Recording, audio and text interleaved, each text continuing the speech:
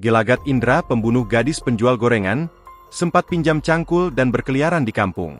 Indra Septiarman, pembunuh Nia Kurnia Sari gadis penjual gorengan, ternyata sempat pinjam cangkul warga dan berkeliaran di kampung.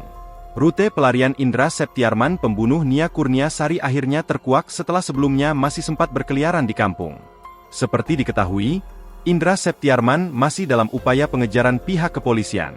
Terkini, jejak hingga rute pelarian Indra akhirnya terungkap. Dalam postingan akun Hengki, diungkap cerita diduga warga saat bertemu Indra di hari H tewasnya korban. Disinyalir Indra alias pelaku sempat meminjam cangkul warga selama 2 jam. Kala itu Indra bertingkah aneh, yakni gelisah di depan warga yang ia pinjam cangkulnya. Tak cuma itu, terduga saksi mata juga menyebut sempat melihat ada bekas tanah menempel di baju terduga pelaku. Di hari Jumat itu, warga setempat mengaku terakhir kali melihat terduga pelaku, Indra.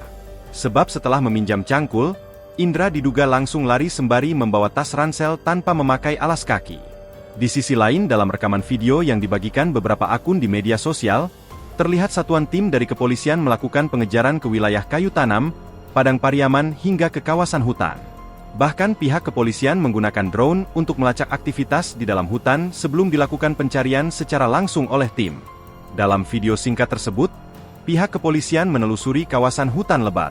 Tim dari Polres Padang Pariaman dan Polda Sumbar juga sempat memeriksa beberapa gubuk tua di tengah hutan yang diduga dipakai terduga pelaku untuk bersembunyi.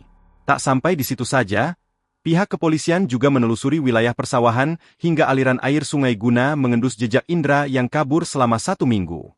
Dari hasil pencarian tersebut, polisi pun berhasil menemukan beberapa barang yang diduga kuat milik pelaku pembunuhan Nia.